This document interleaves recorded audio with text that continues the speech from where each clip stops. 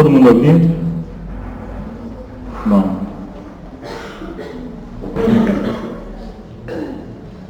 Então, meu nome é Gustavo, sou professor do DEMED. Queria agradecer a presença de vocês. A gente hoje vai ter uma atividade ligada ao projeto dos ambulatórios de matriciamento, aqui da USE. A proposta da reunião de PTS mensal é constituir um espaço de educação permanente e um espaço em que a gente possa estar sempre constituindo experiência, trocando experiência, estudando junto e discutindo aspectos da ampliação da clínica e do processo de cuidado, de forma interprofissional. Então, essa atividade mensal é uma atividade aberta, voltada para os profissionais de saúde, alunos, técnicos e docentes, alunos de graduação, pós-graduação. E é um espaço assim, que a gente vem discutindo alguns casos, discutindo alguns aspectos da qualificação do cuidado, da gestão da clínica, da coordenação do cuidado em rede. Hoje a gente vai ter uma discussão um pouco diferente do que a gente tem habitualmente, que geralmente a gente traz um ou dois casos para discutir, E a proposta hoje foi fazer uma discussão mais temática, Então, uma das questões que a gente identificou ao longo do semestre foi o uso que a gente vinha fazendo e vinha observando, na clínica com os alunos, na atenção à saúde, em especial na atenção básica, da história de vida, Então a gente resolveu trazer esse tema hoje da história de vida, que eu vou chamar aqui de abordagem biográfica, que eu prefiro, E a ideia é a gente compor 3 apresentações de mais ou menos meia hora, tá? A nossa programação, a proposta iria até 4h30, e a gente deixar um tempinho no final para a gente avaliar e ter um espaço de debate bem interessante. Então, eu vou começar fazendo uma abordagem um pouco mais geral, tá? E aí, em seguida, a professora Maristela, nossa convidada, professora do DEMED, que atua aqui no ambulatório de dermato, que é mais? Estou como diretora técnica. Isso. E ela vai falar um pouquinho da perspectiva da homeopatia, na discussão da história de vida na clínica. Depois a gente vai ter a intervenção do nosso colega José Nelson, aqui da equipe da USE, trazendo um pouco a perspectiva da medicina tradicional chinesa. E acho que nessa composição a gente vai chegar num lugar bem interessante, de como pensar a abordagem biográfica no cotidiano da clínica, certo? Ao longo dos nossos encontros de PTS, algumas ferramentas a gente usou bastante, Ecomapa, genograma, linhas de tempo. Então, a ideia é a gente também retomar um pouco isso e sistematizar um pouco essa discussão da abordagem biográfica. Vou pegar a minha colinha aqui, porque a gente não tem uma tela aqui embaixo.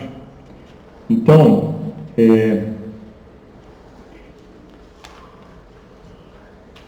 pode passar o próximo. Eu vou iniciar, propondo uma questão que a gente vem pensando junto aqui. Os alunos aprendem a fazer, pelo menos no curso de medicina, acho que nos outros cursos também, aprendem a fazer a história de vida,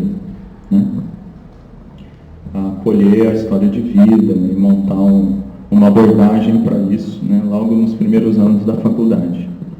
Eu estou propondo uma distinção aqui, uma coisa a história da vida Uma outra coisa, a história de vida, ou da vida de uma vida, a vida de alguém, né? E a ideia de biografia. Pode passar o próximo? Então, quando a gente pensa a história de alguém, ela é necessariamente uma história individualizada, ou personalizada, ou singularizada, né? A trajetória de alguém no seu percurso de vida. Então eu trouxe essa frase para a gente pensar um pouco, que a biografia de um ser humano é o seu registro pessoal na Terra, né?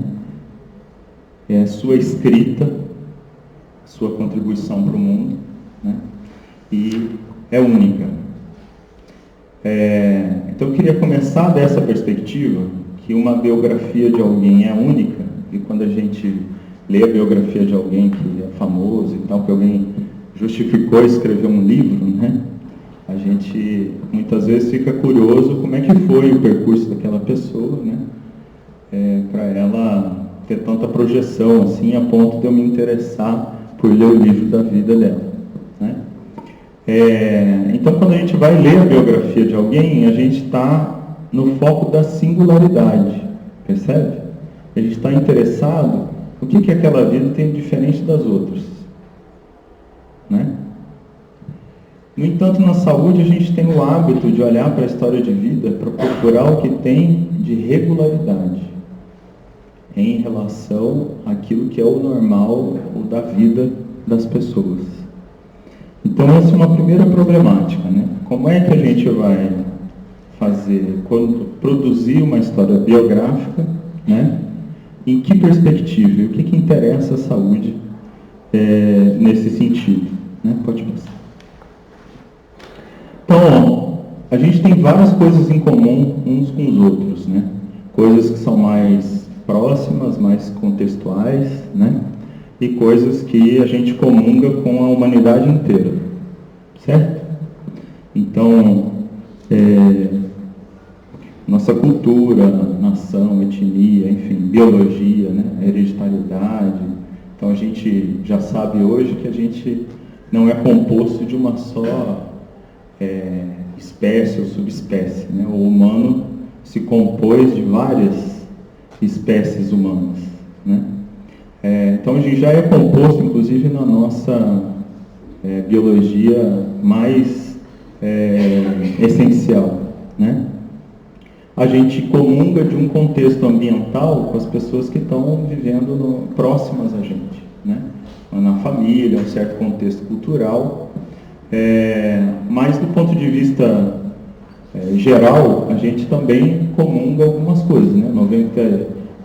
Quase todo o nosso DNA é praticamente idêntico, tem pequenas diferenças, né? E para quem está vivendo aqui na face da Terra, não está em outro planeta, em outra galáxia, né? A gente também comunga da mesma passagem do tempo, né? E uma das coisas que a gente observa quando a gente vai fazer história de vida é exatamente essa passagem do tempo, né? Então todo mundo um dia nasceu, brotou, né? Vai crescer, vai se desenvolver, vai florescer, não é? Vai produzir frutos ou não, né? Às vezes frutos crianças, às vezes frutos teses de doutorado. Aí depende dos frutos, né? Que está em foco aí. Mas a gente vai fazer produções. E a gente vai envelhecer e um dia a gente vai morrer. A gente compartilha dessa história, né? Da passagem do tempo. Então, eu elegi o tempo como... Pode passar o próximo? Nossa questão central quando a gente vai discutir uma história de vida ou uma biografia, né? Bom, aí eu vou me deter um pouquinho nesse conceito, porque ele vai ser importante para a gente pensar o modo como a gente vai abordar e aquilo que a gente pode tirar ou não de uma biografia, né? Então aí tem uma citação do Agostinho, né? Que ele fala assim: se ninguém me pergunta, ele está falando do tempo, eu sei o que é o tempo. Mas se me perguntam, e aí eu quero explicar o que é o tempo, eu já não sei mais nada. Então, pode passar o próximo. O tempo ele foi abordado, né, muitas vezes na filosofia. O tempo todo é um problema na física, né, como dimensão, se é uma quarta dimensão, o que é o tempo, né? Então, o tempo é um problema filosófico, conceitual, existencial para todos nós, para quem estuda isso e mesmo para quem vive no cotidiano. E aí eu fiz vamos dizer, alguns recortes, né? Porque se a gente for pegar todas as referências a respeito de quem estudou o tempo, nós vamos ficar aqui o dia todo discutindo e não vamos esgotar, né? Então, algumas referências que são, vamos dizer, importantes para a gente pensar a biografia, né? Então, uma delas é lá na Grécia arcaica.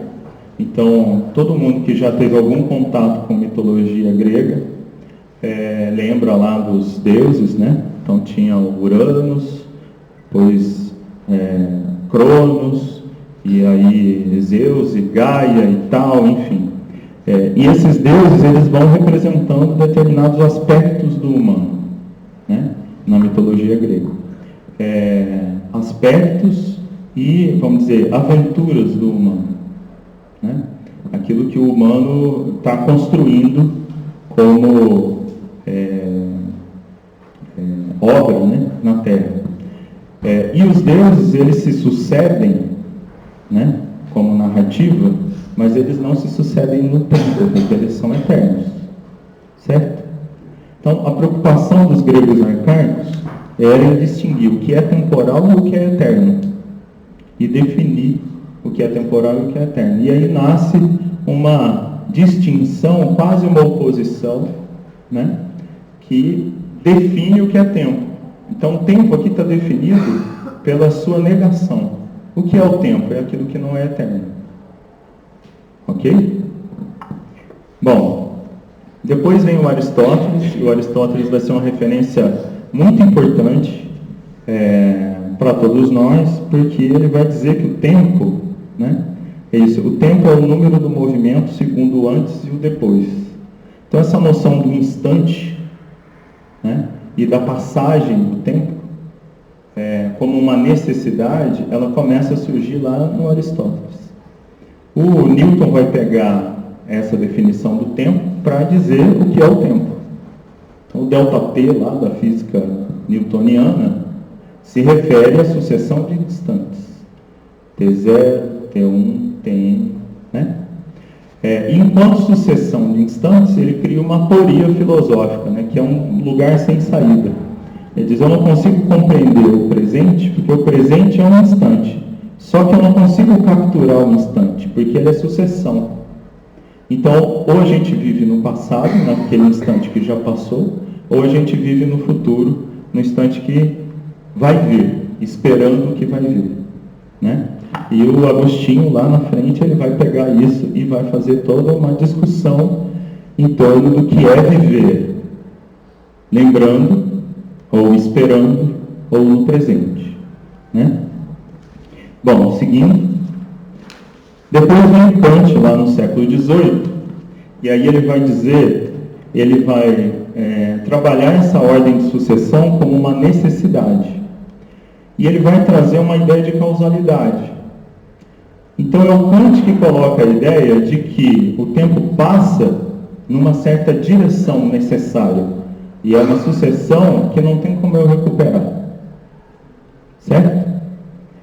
Então, essa ideia de sucessão, mas que ela tem uma direção necessária. Certo? Então, o passado vem antes do presente, que vem antes do futuro. E se há uma ideia de causalidade, ela só pode ser o futuro sendo determinado pelo presente e determinado pelo passado. Bom, depois o Einstein vai vir e vai dizer, bom, tudo bem, só que se isso vale se a gente estiver todos juntos aqui na Terra, né?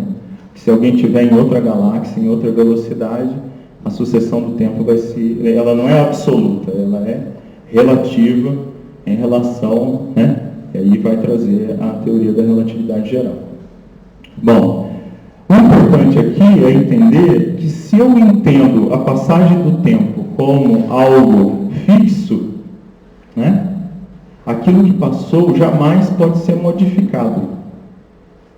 Então isso é um certo modo de entender a memória. Quando alguém te conta um fato numa história de vida, está falando de algo que, se você entender o tempo assim, esse algo, ele é fixo, imutável. Ele não pode ser transformado porque ele já passou. Certo? Bom, passando para frente. E tem um detalhe que o Kant vai dizer, que a única forma de mudar essa relação do que vem antes e do que vem depois é na imaginação. Só na imaginação que o humano pode inverter a seta do tempo. Na realidade, ou no objetivo, no mundo sensível, não é possível inverter essa seta do tempo. Aí o Bergson vai falar do vivido. O Bergson vai dizer: existe uma duração do presente. E não é essa fronteira entre o que é presente, o que é passado e o que é futuro, ela se atualiza a todo um instante. Quando eu presto atenção nisso, e olha a data que ele está desenvolvendo isso, né? Vocês já ouviram falar de física quântica? Então, ele está dizendo o seguinte: se eu presto atenção no tempo, se eu analiso esse tempo, se eu aciono uma memória do passado, eu estou revivendo esse passado, de alguma maneira. Então, cada vez que eu convoco uma memória, é como se eu revivesse aquela memória. Eu não estou vivendo no físico aquela memória, mas existe um tempo do vivido, um tempo da narrativa. E isso permite, então, ver o passado como algo que se condensa no presente e o próprio futuro como algo que também se condensa no presente. Então, há uma possibilidade, né, de que essa duração do tempo presente, ela tem essas duas possibilidades. Ela é novidade absoluta a cada instante, em virtude do que é um processo contínuo de criação, e ela é conservação infalível e integral de todo o passado, em virtude do que age como bola de neve e continua crescendo à medida que caminha para o futuro. Então, para o Bergson, o presente é uma duração, né? E que ao mesmo tempo é imutável e é criação. Louco isso, né? Bom, aí vai vir o Heidegger. E aí quem trabalha com psicanálise vai surfar aqui, né? Porque o Heidegger vai dizer que essa estrutura do tempo, aquilo que é necessidade ou causalidade, na verdade, pode se constituir, né, de uma maneira cíclica. Porque na vivência humana, o tempo cronológico é algo da existência banal. Então Heidegger vai acessar uma ideia, né, de que existe uma existência. Pode passar aqui, gente. Pode passar. Existe uma existência banal, que é essa sucessão do tempo, né? Existe aquilo que ele chama de tempo autêntico, né? Que é a possibilidade da construção do ser. Então ele vai dizer que o humano, ele está se construindo o tempo todo. Ele está se construindo uma ideia de porvir. Então o presente, na verdade, é um porvir. É a construção da própria ideia de humano, da minha identidade, das questões da minha biografia, certo? E o passado, o porvir não significa um agora, que ainda não temos se tornado atual, algum dia será, mas o advento em que o ser aí, o próprio homem, ou que vem a si, de poder ser mais próprio. o passado como um ter sido. É condicionado pelo porvir, porque assim como são as possibilidades autênticas, aquelas que já foram, também já foram possibilidades às quais o homem pode autenticamente retornar e de que ainda pode apropriar-se. Então a ideia do que é uma pessoa, ela está em construção em relação ao seu passado e em relação ao seu futuro. E de alguma maneira, isso então cria uma ideia de ciclo. E vocês já viram que o tempo é muito... O relógio geralmente é redondo, né? E é um ciclo redondo. O zodíaco, né, Crispim? É representado por um círculo, não é? A rosácea do tempo. Então, são representações do tempo de um tempo circular, né? E esse tempo circular, então, está nos dizendo o quê? Que aquilo que determina o futuro é o passado, mas ao mesmo tempo o passado também é determinado pelo futuro. Então as vivências que eu vou adquirindo, ou que eu vou me colocando na vida, né, ou sendo submetido, podem ressignificar esse ter sido. Certo? Vamos terminando. Aí tem uma frase da Olga de Sá. O texto de referência está no final. Ela fala assim, vocês lembram do enigma da esfinge, né? Então ela diz assim, o enigma do tempo esfíngico interpreta o homem, é o próprio homem, que formula o quanto a oportunidade radical que cinde o amor de ser e a morte do estar no mesmo mistério do haver. Em relação a este núcleo pensante e meditativo que apontam os símbolos na sua latência mais complexa, seja na luz da vida cotidiana, seja nessa radicalidade e que se adensa o mistério. Por isso é muito importante para a compreensão do tempo esta dimensão da descoberta do humano. O lema socrático que devolve do símbolo ao sujeito e lhe determina níveis de consciência e de experiência interior ainda desconhecidos. Pode passar? Então, pessoal, tudo isso para dizer que quando a gente tira uma história de vida, ou uma biografia, né, a gente tem ali muitos elementos de alguém que está em plena construção do ser. Ok? Plena construção de si.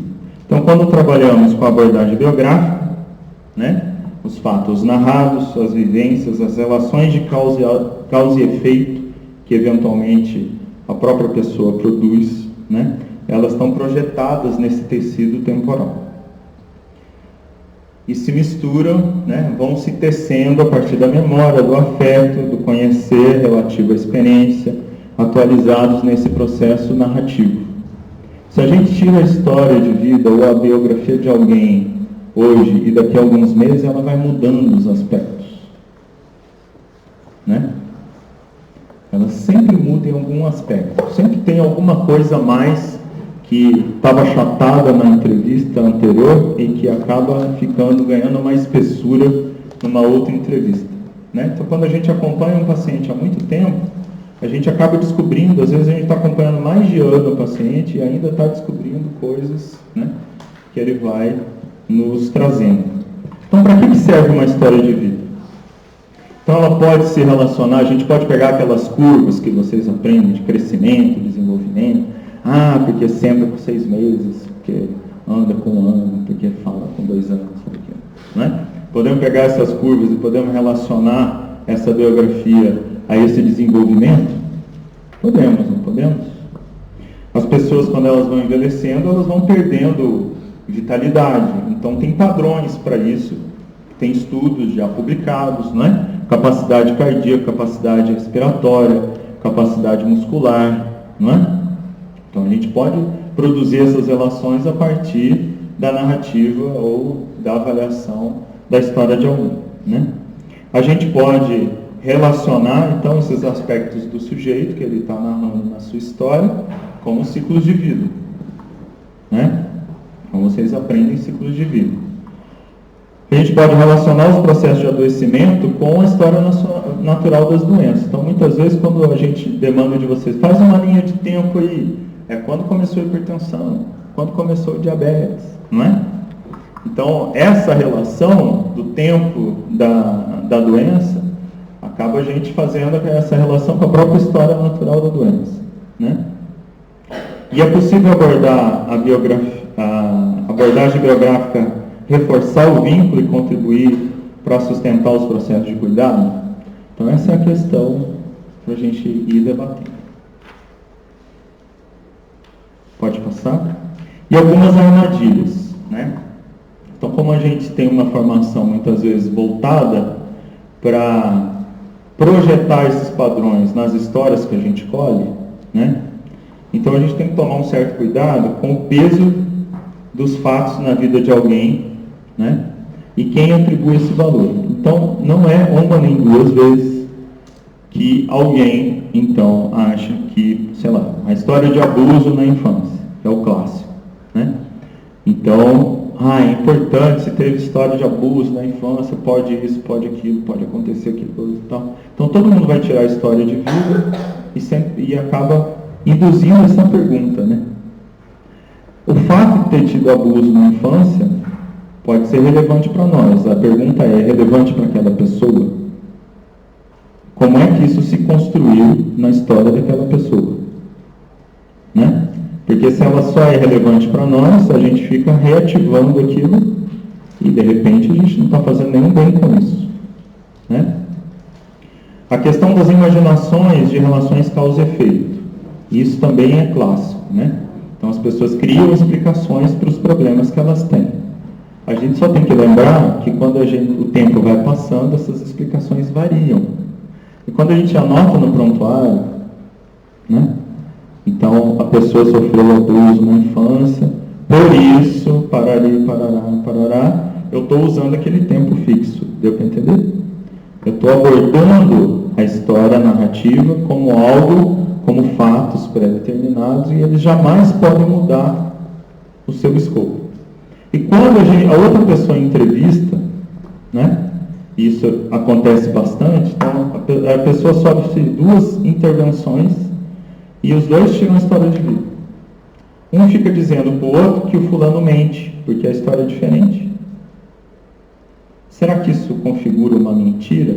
Ou será que isso se trata de uma história que surgiu numa relação?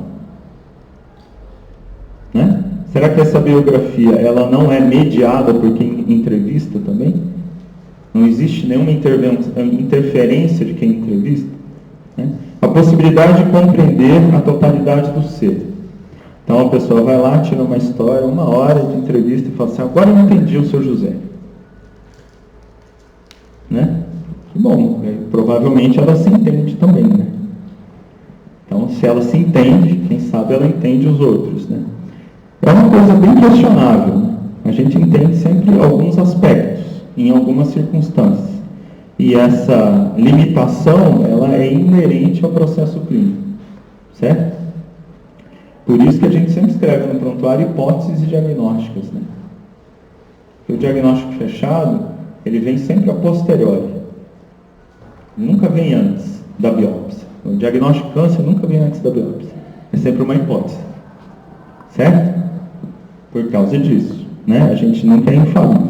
A vontade de dominar e interferir nas práticas sociais de saúde. Então, uma coisa importante também é a gente tomar cuidado com aquele gosto de querer saber da vida do outro, né? Então, muitas vezes a entrevista ela vai por um caminho que ela vai revelando certas curiosidades da vida da pessoa, né? E que não tem nenhuma relação com aquilo que está sendo trabalhado com ela, né? Aparece como um aspecto que vira assunto na reunião de equipe e que muitas vezes não tem nenhuma relevância, né, para o processo de cuidado daquele usuário ou cria possibilidades de surgimento de fatores de vulnerabilidade, inclusive relacionais, né, com a equipe. E a questão da gente interpretar a biografia de alguém ou o modo de vida de alguém com os nossos códigos culturais, né? Então, essa é uma complicação. Por isso que quando a gente tira história de vida, a gente tem que ir com calma, né? E exige um certo treinamento, abordagem biográfica, porque a gente pode, de certa maneira, ouvir a narrativa de alguém, né? Com filtros que não permitem compreender aquela vivência, né? Então, o objetivo da gente fazer uma abordagem biográfica é menos para a gente entender a ordem dos fatos e mais para a gente entender como é que a pessoa se entende, como é que a pessoa se enxerga, como é que ela funciona em relação aos problemas que ela tem, né?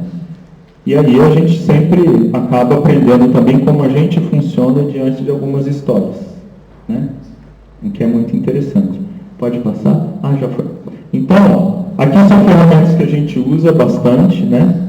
O genograma. Então, fica mais fácil fazer um genograma quando a gente tira uma boa história, né?